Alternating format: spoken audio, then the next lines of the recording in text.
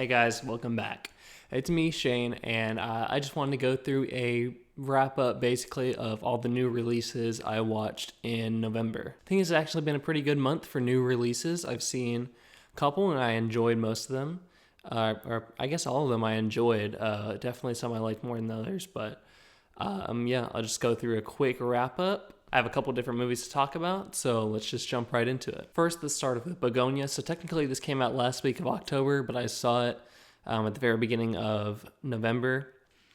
I have a short review of this on my TikTok and shorts, but just to reiterate, I thought it was very well done. I thought the performances by Jesse Plemons and Emma Stone were fantastic. I thought it was a very well done, disturbing thriller and definitely, relevant to today's landscape of CEOs and conspiracy theories and internet culture.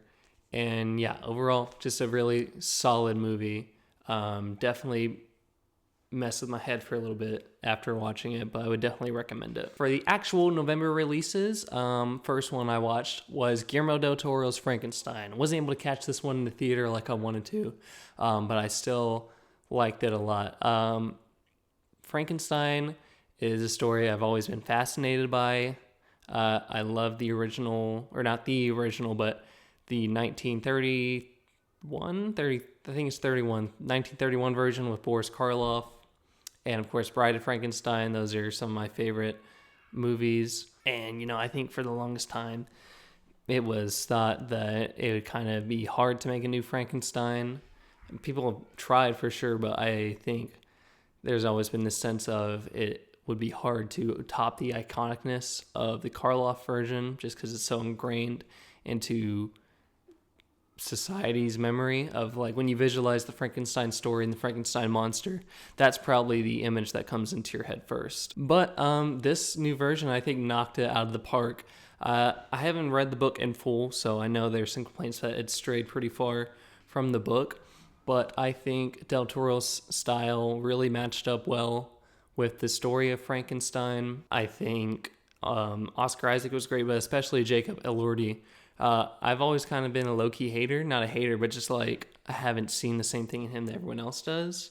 But this movie, he definitely proved me wrong, and I think, honestly, I'd say he's my favorite version of the monster now that I've seen. I think he was absolutely perfect for this role, and I couldn't really see anyone else stepping into it for this story. I also saw people complaining about the Netflix look at this movie, but to be honest, it didn't really bother me. I thought it was a very beautiful movie to look at, actually. I thought it definitely had the Del Toro style without being super over the top, where it stuck out as a negative to me. I thought it matched the tone of the movie perfectly.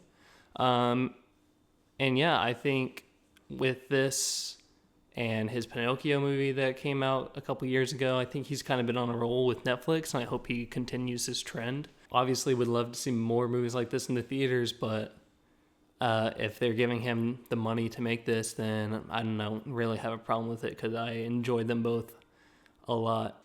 I do think the Mia Goth character was kind of underutilized. I think she kind of disappears throughout the movie, and I do think the movie could have been cut down maybe by 15 minutes. It did feel like it dragged a little bit in the middle. Once it gets to the monster story, it definitely picks up a lot. Just because Jacob Elordi is killing it on screen. But there's definitely a lull in the middle that you kind of check out of. So I gave Frankenstein 4 stars out of 5. And then, of course, I just saw this the other day. We had Wicked for Good.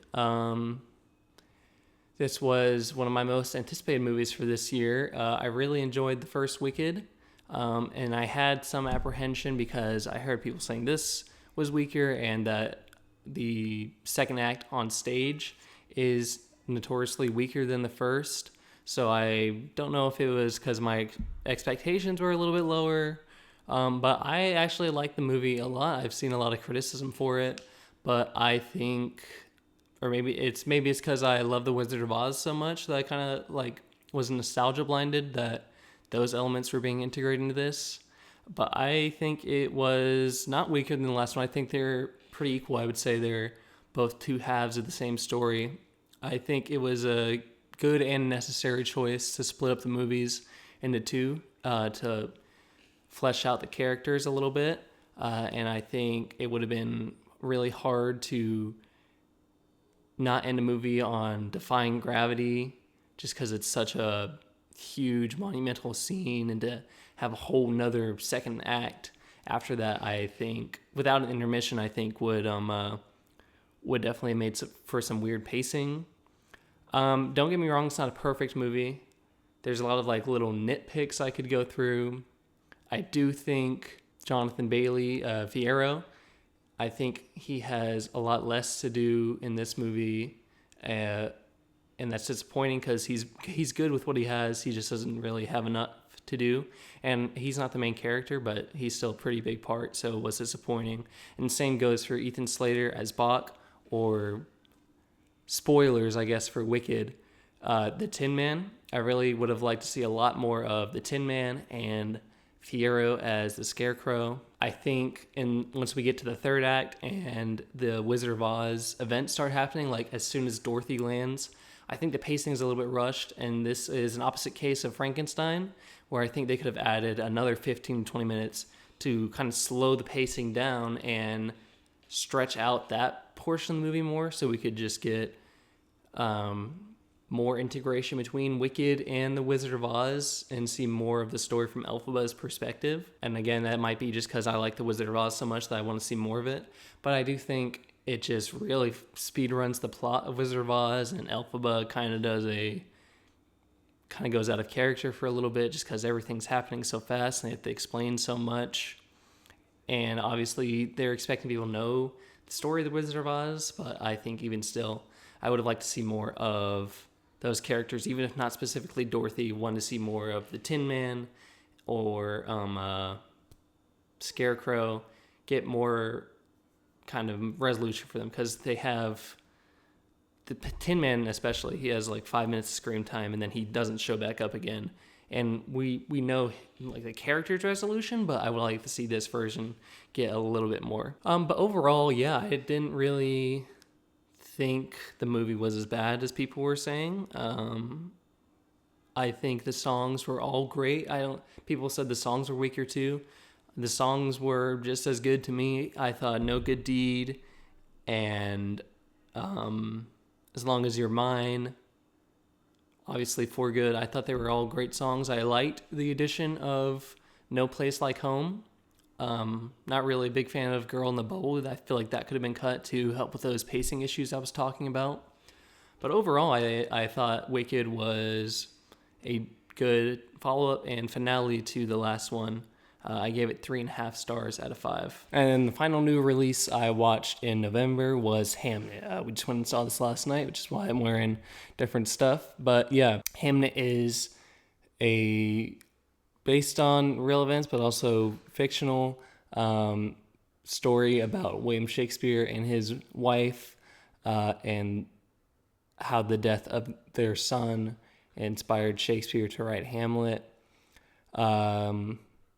But yeah, it stars Paul Mescal and Jesse Buckley, and directed by Chloe Zhao. And it is one of those movies where I feel like it's going to stay with me for a while. And when I was walking out of the theater, I wasn't really sure what my thoughts were on it, besides knowing that I liked it, but I didn't know really how much I liked it. I think it's going to be a while before I can have like a full opinion on it, just because it's a very heavy movie, very, very sad. It's just such a devastating movie to watch.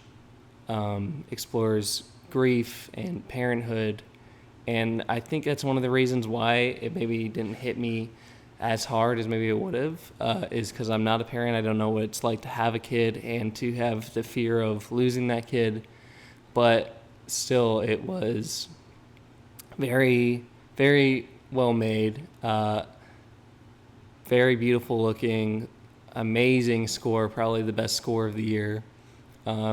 all the performances were fantastic, even from the young actors playing the children. Like, you forget they're probably about like 7 or 8 years old watching it. Yeah, it's just really affecting and moving, and kind of just hits you with a wave of sadness. Like, just walking out of the theater, I felt like a little bit hollow just because of how kind of emotionally draining it was. I think this is a perfect example of how movies can really hit you deeply, even if they're so far removed from your experience, because this is a period piece, takes place in the 1600s, but there's still something so human about it. And yeah, just the way Paul Mescal and Jessie Buckley portray their characters and portray grief and sadness is really effective, and kind of uncomfortable at times, just to see how raw and real it feels. So yeah, I don't know if it's one I'll rewatch all the time just because of how heavy it is, but I'll definitely recommend it to you. I think I'm going to settle on 4.5 for now. It's definitely one of my favorite movies of the year.